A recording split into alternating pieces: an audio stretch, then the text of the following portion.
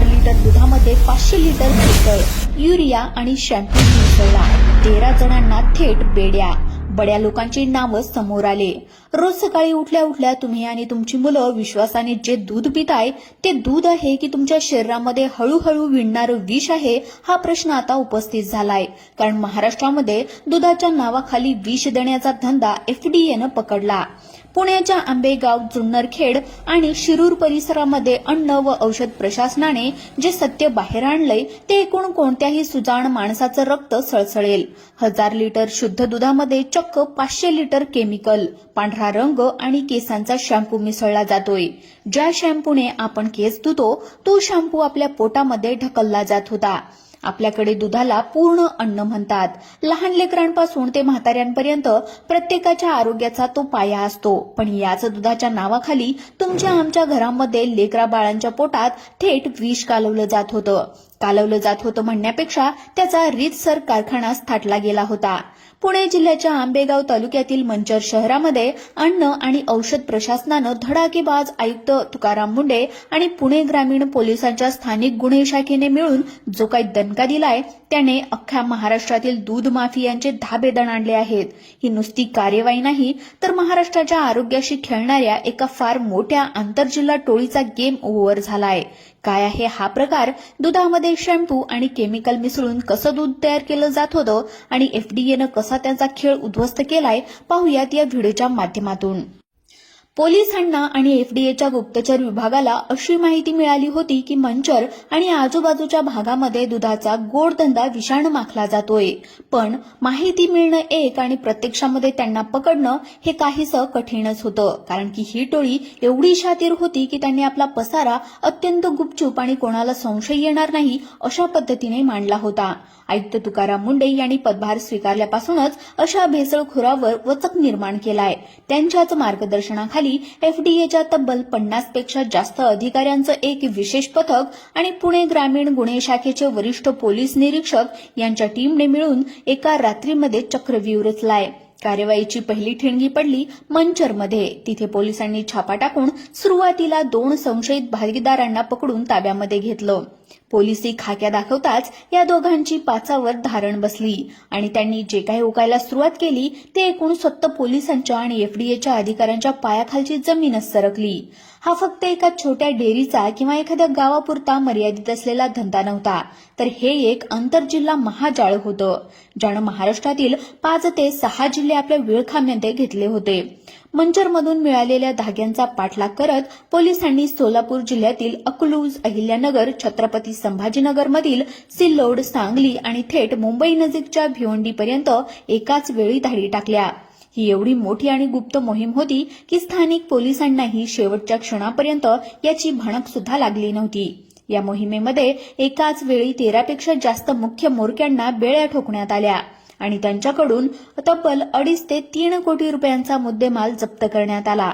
भेसळ करायची एक पद्धत असते, दुधामध्ये पाणी मिसळणं आपण आजवर ऐकलंय. पण इथं तर अख्खं दूधच रसायनामधून प्रयोगशाळेतल्यासारखं बनवलं जात होतं. या टोळीचं गणित कसं आहे बघा. शेतकऱ्यांकडून आलेल्या 1000 लिटर शुद्ध आणि चांगल्या दुधामध्ये हे लोक तब्बल 500 लिटर बनावट दूध मिसळायचे. म्हणजेच 2 ग्लास खऱ्या दुधामध्ये 1 ग्लास शुद्ध केमिकल आणि विष शोधायचे. आता प्रश्न पडतो की हे 500 लिटर बनावट दूध किंवा बनावट पाणी कसं तयार व्हायचं? तर याचं उत्तर अत्यंत भयानक आहे. हे माफिया बाजारातून उग्रवास नसलेला, कोणताही सुवास नसलेला केमिकल शॅम्पू मोठ्या प्रमाणावर विकत आणायचे.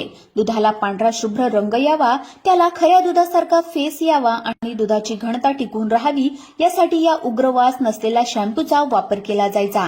नुसता शॅम्पू नाही तर त्यामध्ये अतिशय घातक अशी रसायनं, युरियासारखे पदार्थ आणि स्वस्त दर्जाची दुधाची पावडर एकत्र केली जायची. हे सगळं मिश्रण एका मोठ्या टँकमध्ये पाण्यामध्ये हुबहू ढवळलं की ते बघणाऱ्याला वाटावं की अगदी गाई म्हशीच्या कासेतून आताच काढलेलं ताजं आणि घट्ट दूध आहे. या बनावट दुधाला कोणताही वास नसल्यामुळे लॅबमधील साध्या चाचण्यांमध्ये ते पकडणं कठीण व्हायचं. हे 500 लिटर विष त्या 1000 लिटर चांगल्या दुधामध्ये मिसळलं की झालं 1500 लिटर दूध तयार.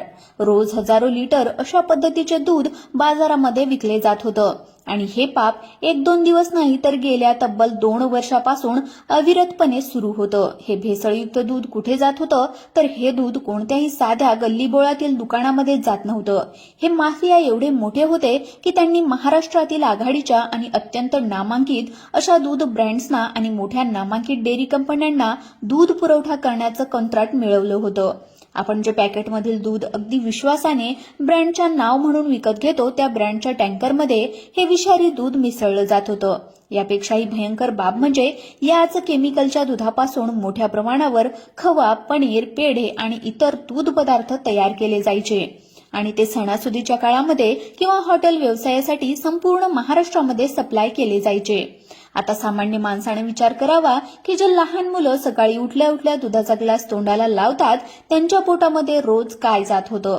शॅम्पू आणि केमिकल मानवी शरीरासाठी किती घातक आहेत हे वेगळं सांगायला नको. यामुळे यकृत खराब होणं, किडनीचे आजार होणं, पोटामध्ये अल्सर होणं आणि दीर्घकाळामध्ये कर्करोगासारखे दुर्धर आजार होण्याचा धोका असतो.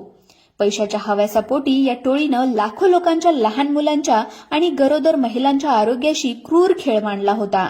अशा प्रकारच्या मोठ्या रॅकेटला हात घालणं सोपं नसतं, कारण या माफियांचे हात राजकीय नेते, स्थानिक पुढारी आणि भ्रष्ट अधिकाऱ्यांपर्यंत पोहोचलेले असतात. परंतु समोर जेव्हा तुकाराम मुंडे नावाचा अधिकारी असतो तेव्हा माफियांची डाळ शिजत नाही. तुकाराम मुंडे यांनी पदभार स्वीकारल्यापासूनच अन्न आणि औषध प्रशासनाला एक नवी शिस्त आणि आक्रमक रूप दिलंय. त्यांनी स्पष्ट आदेश दिलेत की जनतेच्या आरोग्याशी खेळणाऱ्यांना कोणत्याही परिस्थितीमध्ये सोडायचं नाही, मग तो कितीही मोठा ब्रँड असो किंवा राजकारणी असो. मंचरच्या या कारवाईमध्ये तुकाराम मुंडे यांनी स्वतः संपूर्ण नियोजनामध्ये लक्ष घातलं होतं. गुन्हेगारांना पळून जाण्याची किंवा पुनराविष्ट करण्याची एक सेकंदाचीही संधी मिळू नये यासाठी त्यांनी एफडीएच्या अधिकाऱ्यांचे 45 ते 50 जणांचे मोठे पथक तैनात केले.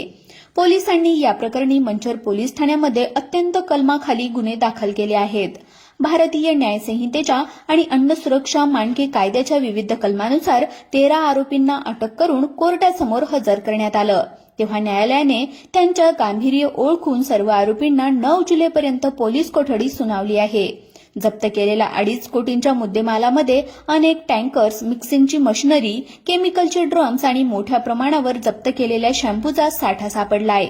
या संपूर्ण कारवाईने एक गोष्ट स्पष्ट केली आहे की जोपर्यंत प्रशासन होत नाही तोपर्यंत हे माफिया वठणीवर येत नाहीत. पण त्याचवेळी ग्राहक म्हणून आपली ही जबाबदारी वाढली आहे. आपण जे दूध घेतो ते खरे आहे की खोटे हे ओळखण्यासाठी काही साध्या गोष्टी आपण घरी आणू शकतो.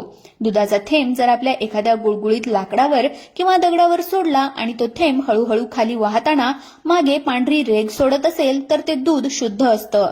पण जर तो थेंब पांढरी रेघ न सोडता वाहून गेला तर त्यामध्ये पाणी किंवा केमिकल असण्याची शक्यता असते. पण जर ते जास्तच पांढरं फटक किंवा निळसर दिसत असेल तर अत्यंत सावध झालं पाहिजे. तुकाराम मुंडेच्या या दणक्यामुळे तुर्तास तरी या टोळीचा पुरता बिमोड झालाय. पण या प्रकरणाची मुळे अजून किती खोलवर रुजली आहेत, कोणकोणते मोठे ब्रँड्स यामध्ये सामील होते आणि या माफियांचे खरे गॉडफादर नेमके कोण आहेत याचा शोध आता पुणे ग्रामीण पोलीस घेत आहेत. एफडीएचं पथक घेत आहेत. येत्या काळामध्ये तपासातून आणखी अनेक धक्कादायक खुलासे होण्याची शक्यता नाकारता येत नाही. पण एक गोष्ट मात्र नक्की, या कारवाईनं भेसळ करणाऱ्यांच्या उरामध्ये चांगलीच धडकी भरवली आहे आणि जनतेला एक विश्वास दिलाय की आरोग्याशी खेळणाऱ्यांचा हिशोब चुकता केला जाईल. कसा वाटतोय हा भयानक खेळ? हे कुठल्या युद्धापेक्षा कमी आहे का? सीमेवरचा शत्रू समोरून वार करतो पण दुधाचे पांढरे कसाई आपल्या घरामध्ये घुसून आपल्याच पैशाने आपल्याला मारत आहेत. जागे व्हा, आपल्या दुधाची तपासणी करा, संशयास्पद डेअरीवर बहिष्कार टाका आणि या विषारी धंद्याविरोधात आवाज उठवा. आज आपण गप्प बसतो तर उद्याची पिढी आपल्याला कधीच माफ करणार नाही. धन्यवाद.